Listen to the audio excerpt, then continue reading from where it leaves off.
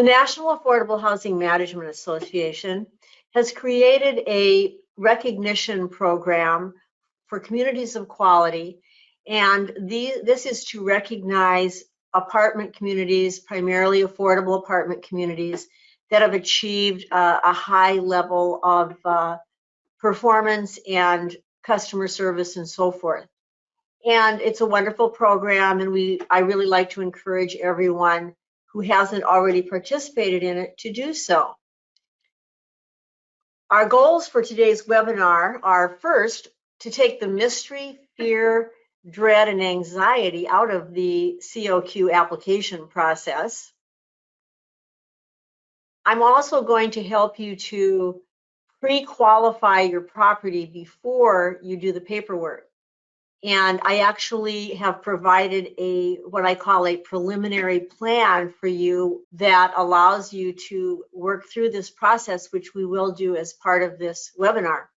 And when we do this, we are going to see if you have any barriers to applying, things that are going to prevent you from qualifying. And then we'll talk about ways that those can be overcome if you identify anything like that.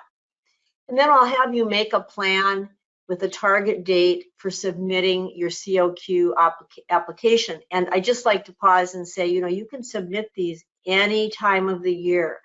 Sometimes people think that they have to wait until the awards program is done in the fall, but that's for properties that are either already have their COQ designation and are applying for national awards, or that are combining the application with applying for a national award. So you can actually submit these anytime, and I would encourage you to do that.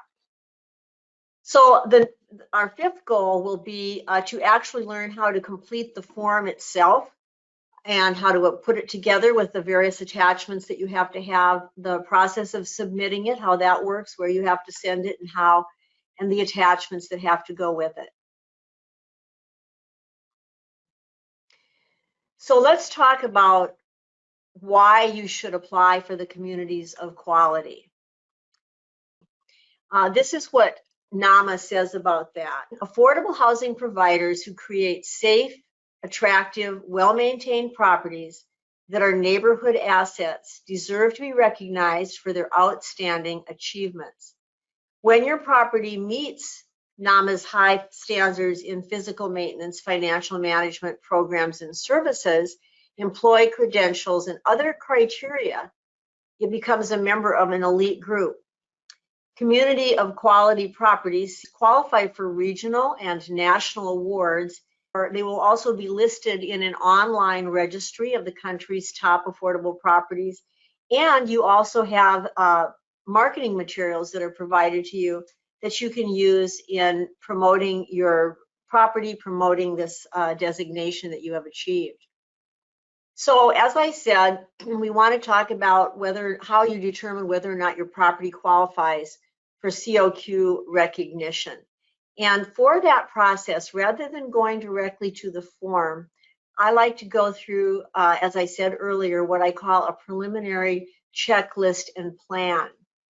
And it looks like this. And so if you have this printed out, I would encourage you to actually go through and mark things on this for the property or properties that you're interested in qualifying.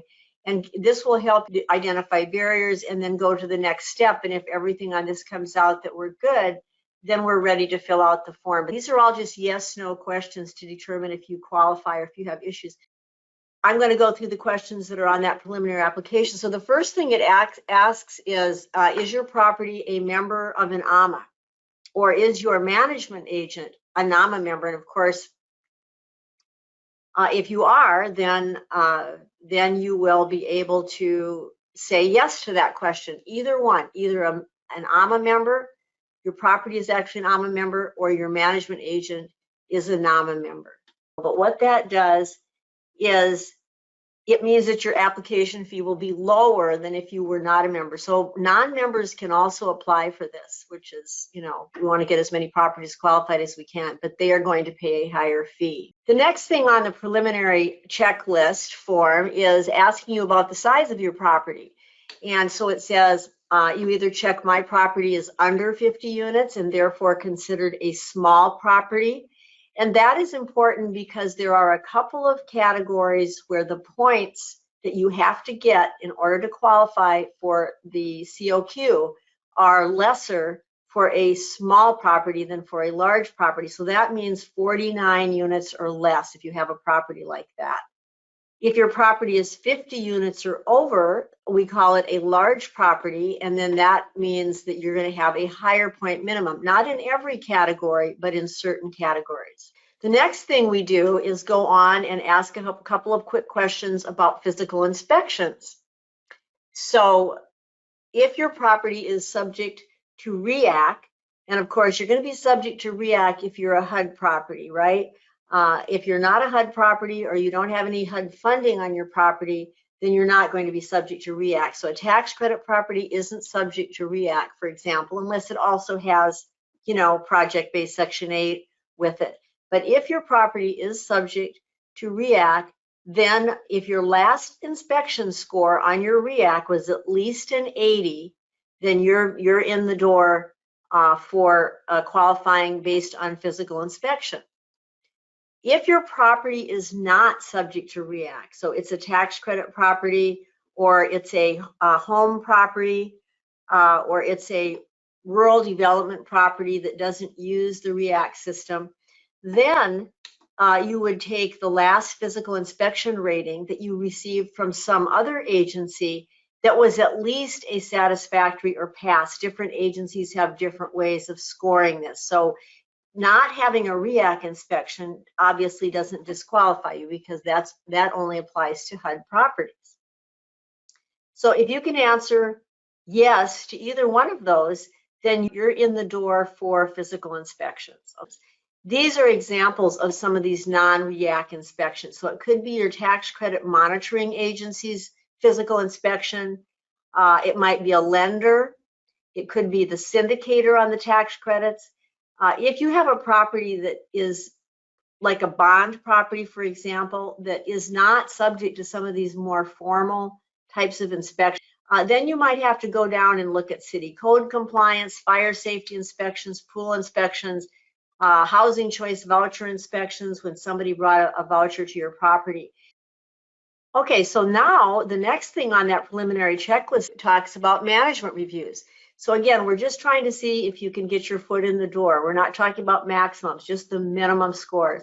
So the first question is, for management reviews, if your property is subject to MORs, and of course that means you're a HUD property, right? And so if you're subject to an MOR and your last MOR was at least satisfactory, you are in the door.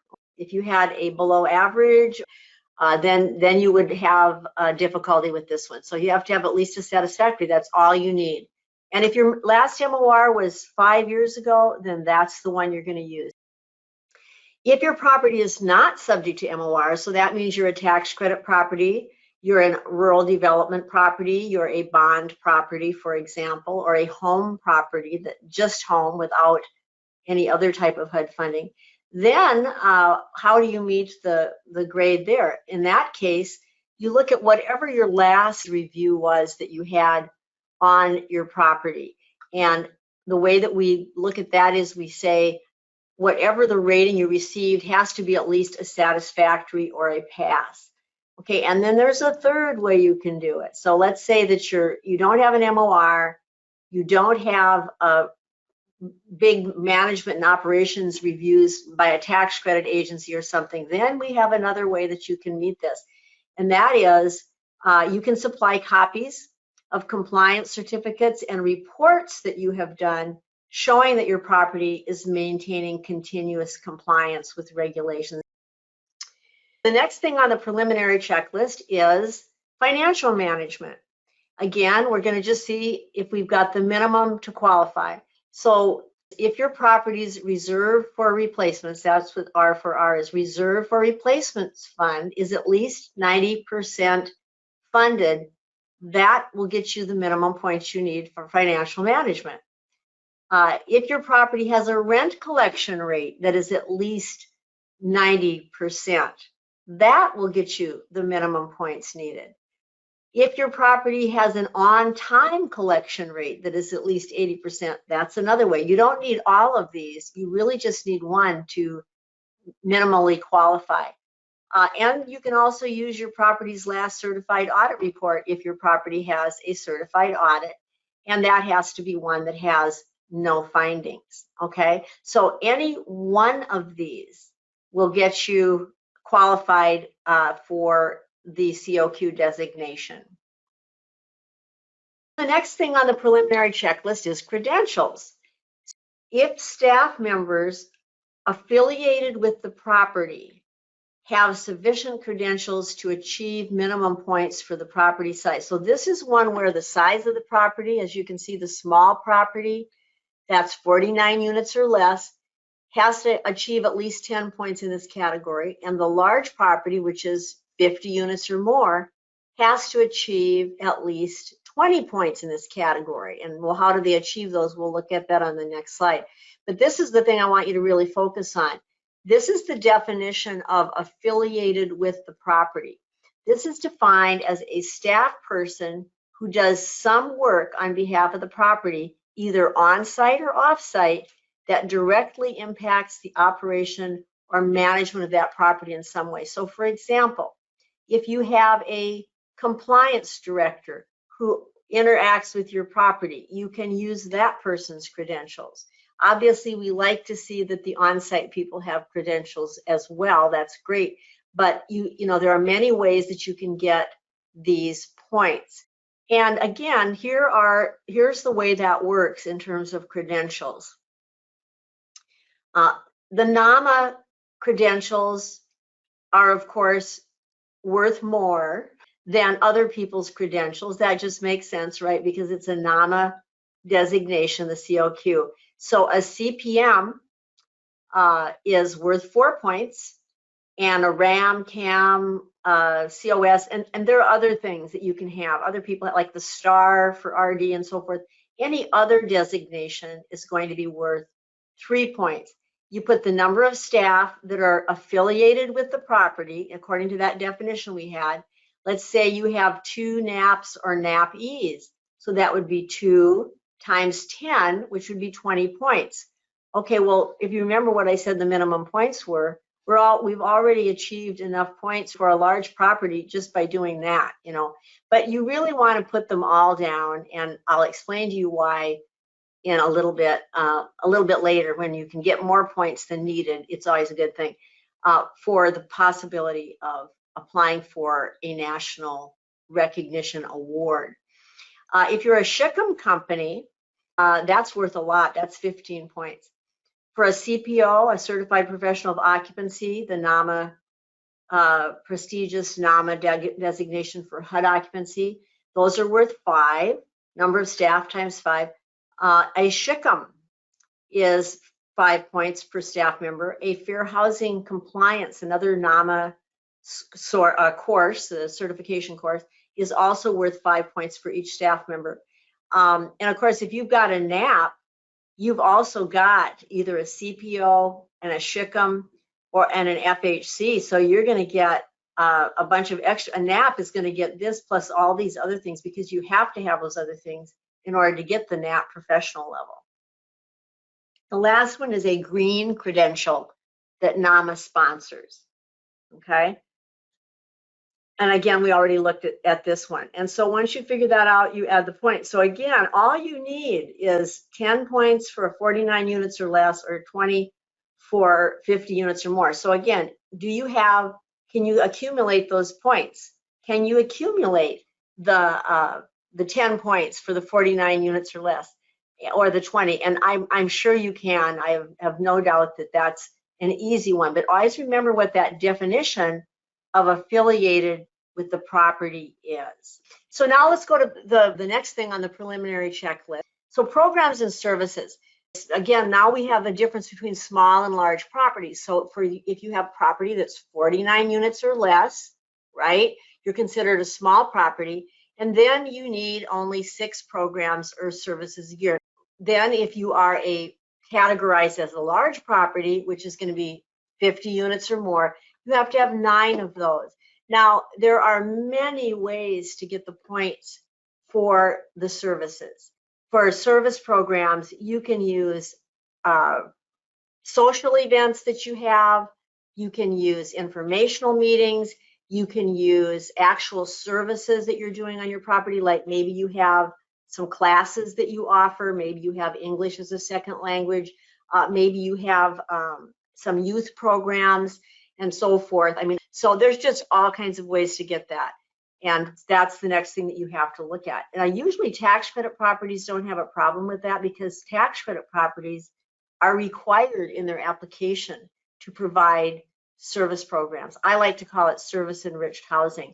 HUD properties, if you're an elderly HUD property and like a 202, you probably are going to easily have this. Sometimes HUD family properties are not doing this because it's not actually a HUD requirement.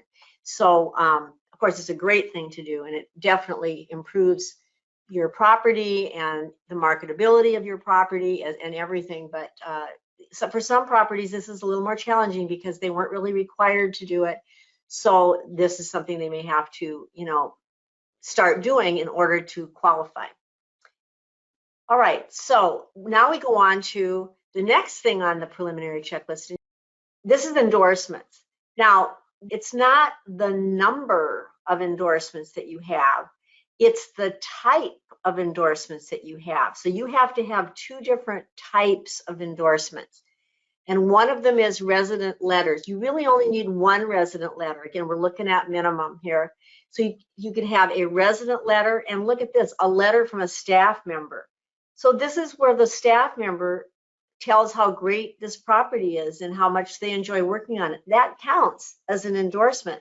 Letters from the community or local entities or awards that you've received from state agencies, legislators. If you give surveys to your residents, that also counts as an endorsement, assuming that you're going to have some good ratings there. And then there are other things that you can use with that. When we get to the actual application form, we'll look at some things that are listed there. So again, all you have to do is go out and ask one of your residents that loves you if they would write you a letter, because we're going to get this property designated as a community of quality. And the more you can involve your residents in this process, the better, because then they will own this designation too. We're a great property. We're a community of quality. So, that should be an easy one to do, and a letter from a staff member. And if you have some of these other things, do them. This is another one of those categories where you can accumulate extra points. But if you want to get the designation and then that year or another year go back and try to get a national award, then you'll want to have extra points in some of these categories beyond just the minimum. So let's realize you only have to have two, not two letters, but two types of endorsements. Okay. And then in the preliminary checklist, this is the last thing that is on it. You have to be able to provide these things. So these are basically the things that are going to support everything that you said that your property could demonstrate. So we want some photographs of the property with captions supporting the fact that your property, is in good condition, even though you have that REACT report from, 3 years ago.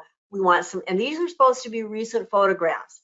So, if you have photographs on your website that you took, 10 years ago, that's not really what we want. Even though you're going to send this electronically, we don't want to link to your website. What we want is the photographs. And you don't have to be fancy about this, okay? You don't have to use some program that captions photos and everything. You can simply send them to your email off of your phone, copy them, paste them onto a Word document, type a little caption under there, and save it as a PDF. I mean, it doesn't have to be anything sophisticated.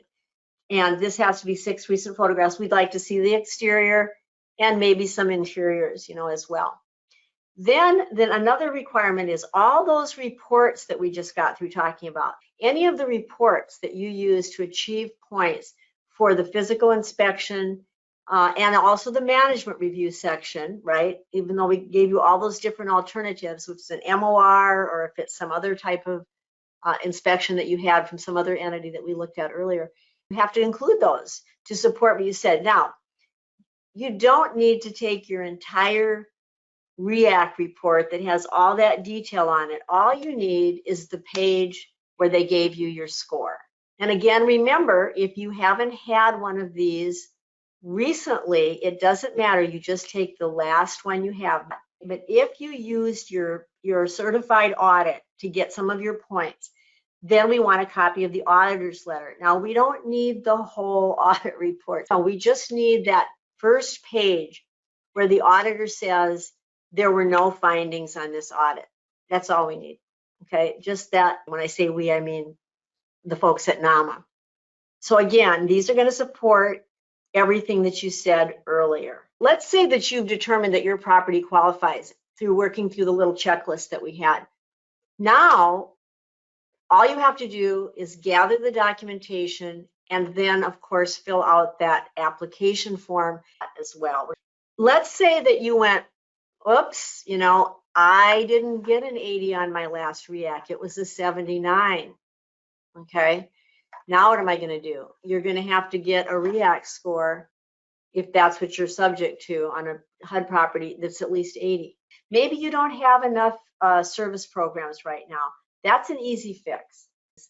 So what you want to do then is this is just a sample of how I might do this. So I'm going to put the category where I had a problem, and then what was the problem? Let's see, I can't get enough points in the professional designations category, a NAP. So how are you going to fix that? Well, you're going to need to get some people certified, right? And until you do, you won't be able to apply, even if you had everything else great on there. So have a plan to how to fix that, a target date to get that, by which you're going to get that fixed, and then when you've completed it, and then once you've accomplished whatever it is where you're lagging, where you have an oops, then you want to immediately go and get that application put together. But you don't want to drag your feet, because everything is based on a moment in time in your application. So once you know you can qualify, preliminary, the preliminary checklist I gave you, then just get at it. And it's not that difficult, but you have to kind of know where you're going with it. So let's move on and see how this works on the NAHMA website. So you go to NAHMA's homepage, and you click on awards and contests. You click on that, and then you're going to see a page like this that says communities of quality. And then I'm going to go down and I'm going to click on National COQ Recognition Program, and that's going to bring up this, which has the application, the guidelines. This is a renewal application form, which you have to renew these. We'll get to that in a minute. And then frequently asked questions, and then the invoice that you use to pay the application fee. So everything's there. So we want to click on the application, and we're going to look at that now. And as I said, you have to fill this out manually. It's not a fillable form. So anyway, and this is what it looks like. And we've already talked about all these things. So, I want to give you a couple suggestions here. One of the things is that when it talks about the property and the management company, and on the next page, it talks about the owner. An important thing is this contact person. Let me go back again. So, whoever is in charge of pulling this all together, that should be the contact person. If you make the property manager the contact person, and they're not the one that's actually, pulling the whole application together for you, then that's not going to be particularly helpful, because they won't be able to answer questions if somebody would call and ask questions about it. So I try to keep this the same all the way through. So for the property, I'm going to have the contact person who's pulling it all together. I'm also going to list the property manager, okay? For the management company, I'm going to use the same contact person that I have up here. When it gets to the owner, that's a little bit different, because for the owner, if you're not the owner of the property, you definitely want to let the owner of the property know that you're doing this wonderful thing to get recognition for their property. The contact person for the owner They may tell you that they want you to be the contact person, or they may want someone from ownership to be. Now, probably nobody's going to call them, but this, this needs to be carefully thought out. And then a couple of questions about the owner. Then we want to know about the property. Here's an example of the types of things that you would list under type of financing or subsidy, okay? Could be any of these things. There might be something else that I haven't even thought of, but that's pretty comprehensive right there. So we want to know that. So if you have a 2028, you would list that. If you have a tax credit that also has Section 8 on it, I mean project-based Section 8, then you would put both of those. So what are the subsidies?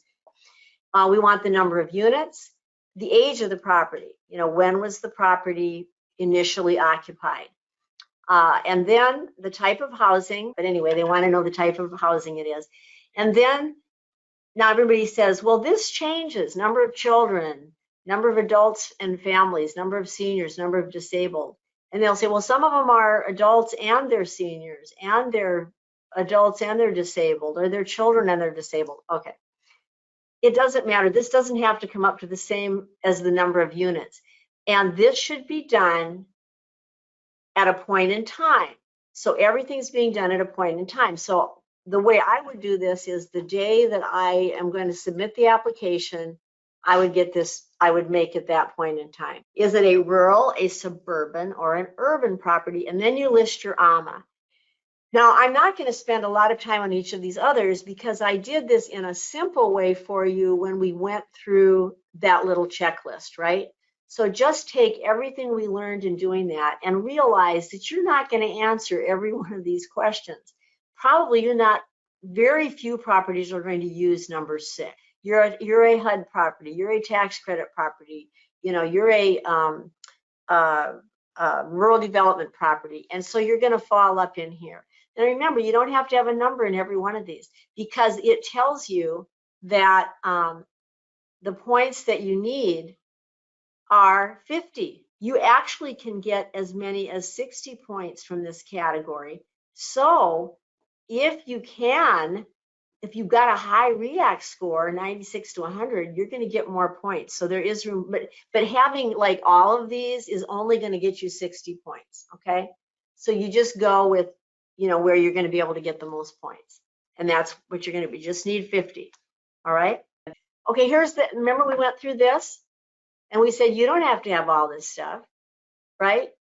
You need to have one of these because the minimum score required is 30, okay? So going back, you only have to pick one. However, you are able to get extra points here, so you can get up to 80 points. So if you have those other points, put them in there. And the reason is because you may have so many points that you're able to apply for an award, which is a really easy thing to do. And I'll show you. You only add one piece to apply for the award, okay? So again, if all you have is an MOR with a finding of superior, maybe you have an above average, 35, or you have a satisfactory, okay? So you've met your minimum. And if you have other things that you can add, you can get all the way up to 80 points. That's the maximum you're allowed. So when you add together the physical inspections and the management reviews, the total that you have to have is 80, because remember, you have to have 50 in this category, which you can get by having an 80 on your REACT, as an example, and you have to have 30 in this one, and so that's the minimum is 80. But you have the ability of getting all the way up to 140 points, as was explained individually on those. So I kind of want to point that out because we didn't really talk about the maximum points when we went through the checklist, okay? And there's no difference between a large property and a small property when we do this, okay? And what about financial management? You only need 10 points, but you can get all the way up to 50. If you can do all of this, you can get a lot of extra points.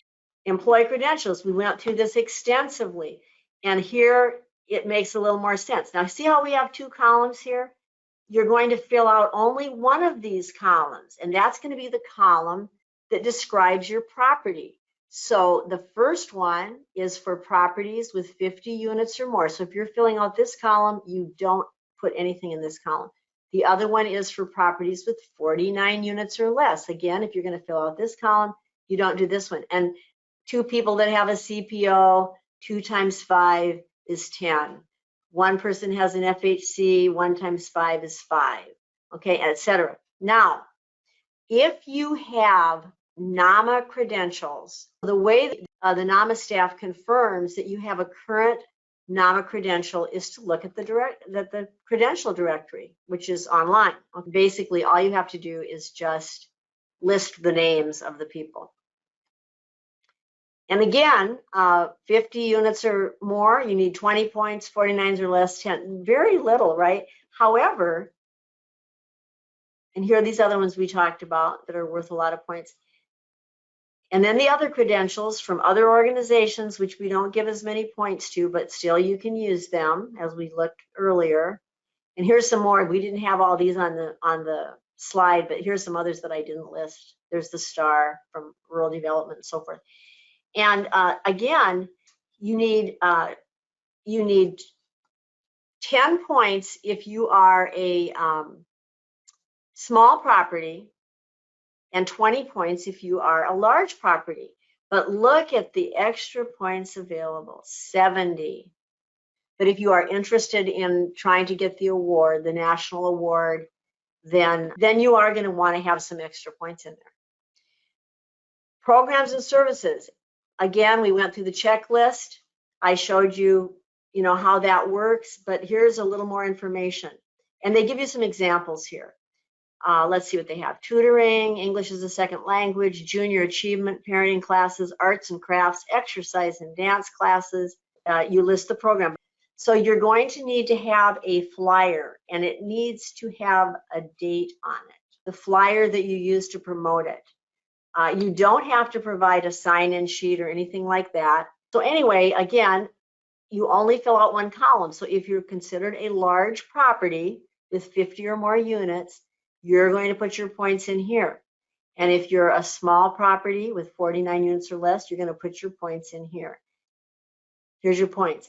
50 plus units, you have to have 9 programs, 45 points. 49 or less, you have to have 6 programs, that's 30 points. Then there's extra credit. If you have a neighborhood network where you have a computer center on your property for your residents, if you have a service coordinator, or if you have down here an other program coordinator. So, and if we have programs, we've probably got somebody coordinating, we get points for that. If you have something other than a neighborhood network center, any other type of computer training or computer center, there's points. So many times staff members are very active in the community, and they're doing things for any of the various, maybe they're on the board or maybe they're a committee chair. You can get points for that. If you are going out and doing some volunteer work for one of your service partners that's helping you provide programs, so get credit for that. The minimum required in this category, of course, for a large property is 45. That's including the stuff back here. And the maximum available is 80. And for a small property, of course, 30, but they still can go up to a maximum of 80. And you can see all the different ways. You can have more than what's on here. See, it says add paper for additional programs. Endorsements. Remember how we talked about different types? You're going to get 5 points per type, not 5 points per endorsement. So if you get 5 resident letters, that's great, wonderful. Put them in there, but you're only going to get 5 points for that. Staff, no matter how many staff write letters, you're going to get 5 points. So each one of these, you're getting 5 points for having that type of thing. This is 10 points minimum, but you can get 30 points.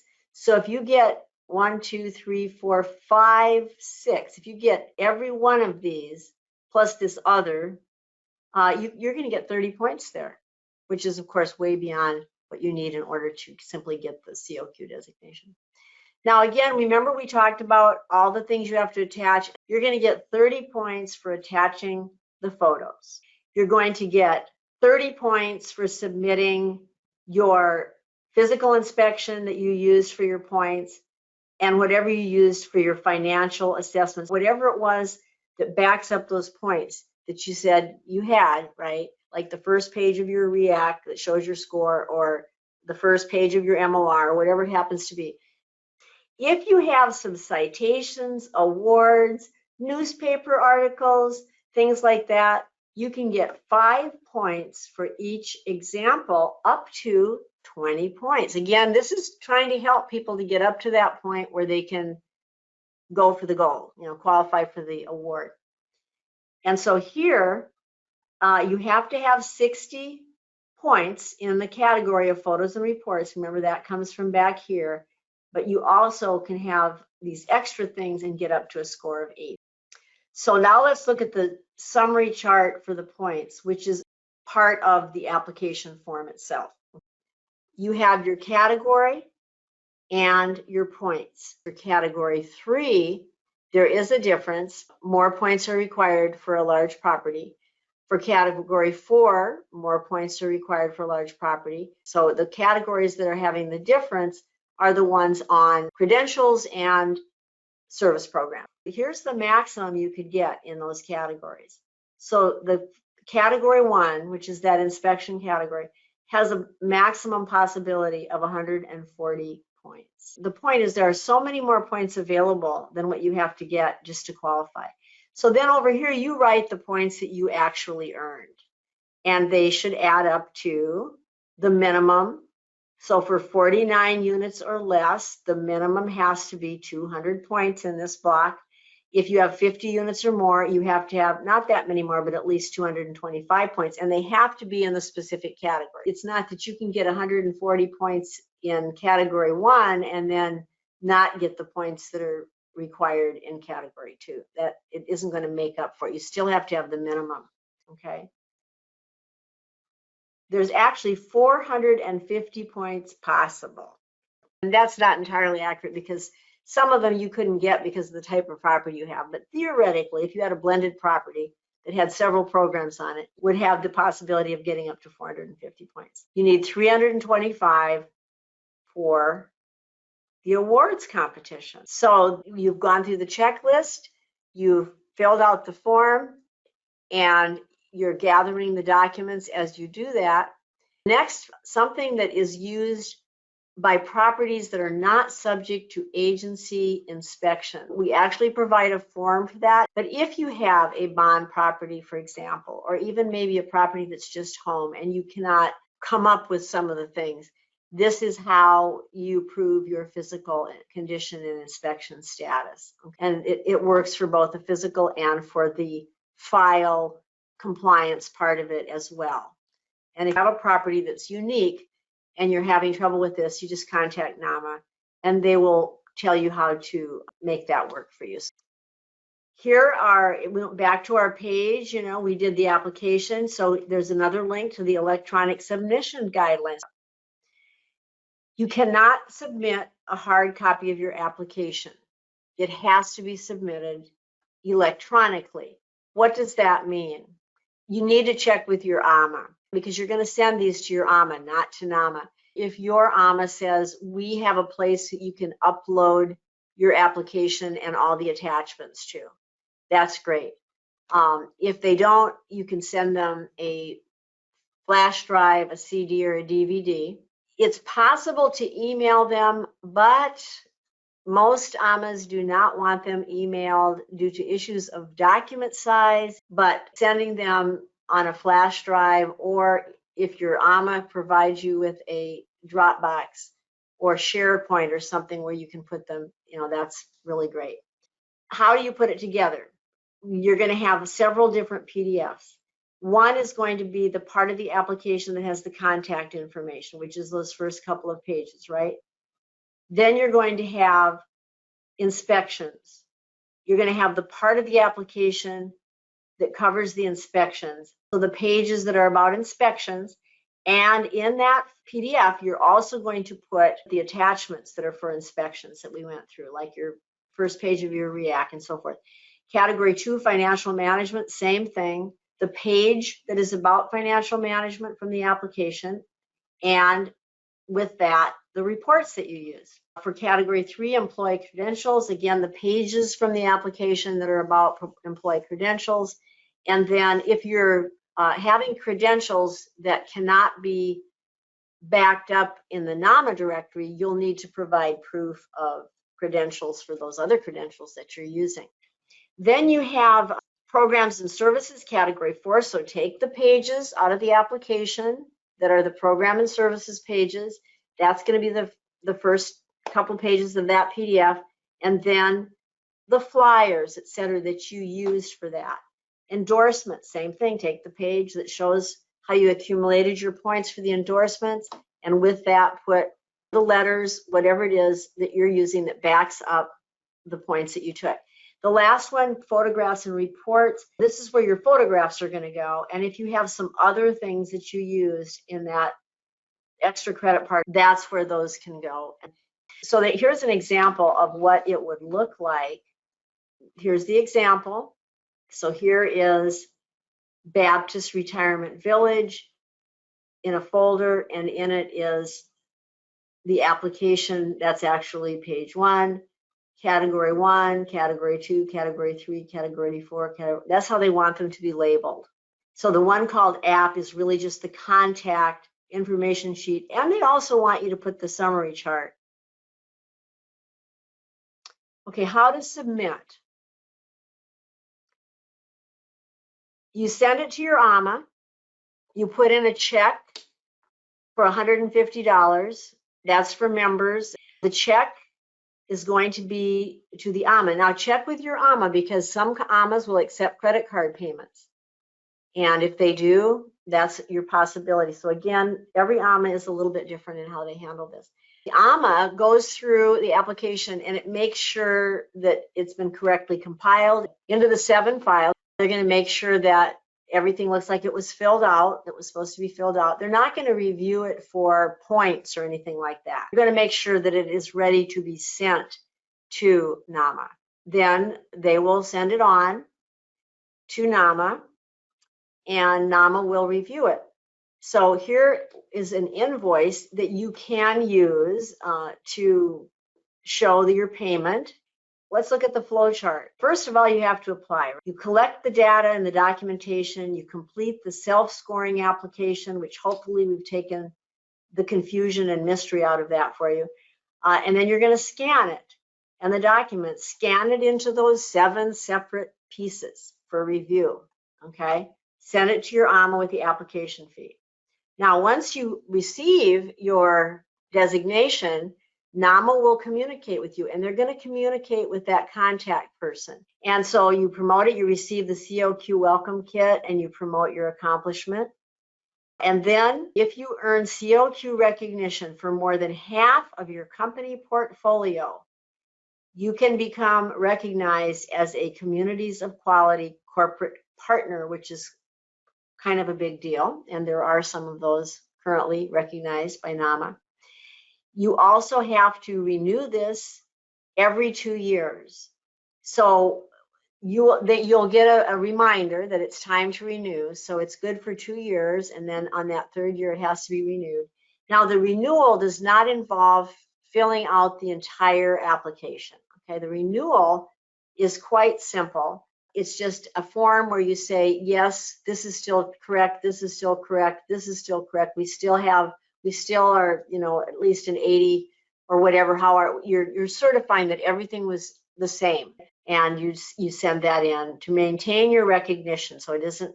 And then if you have a 325 plus point property, because you've gotten some of those extra points that were available out of those 450 when you only needed a couple of hundred, and so you got up to 325, then you can enter the national awards competition in the fall. And all that's involved in that is writing an essay. And you want that essay to powerfully speak to why your property is an award-winning property. And that is the only additional piece. You don't have to send in any more paperwork. Just write the essay, and then they look at the packet that you had originally, and they look at the essay, and that is how the review committee decides who gets the award. And there are numerous awards that are available, depending on the type of property. If you have further questions, call NAHMA. Paulette Washington is the person in charge of the COQ application process at NAHMA, and there's her phone number and her extension. It was my pleasure to bring you this complimentary webinar. I look forward to seeing your property recognized as a NAHMA certified community of quality.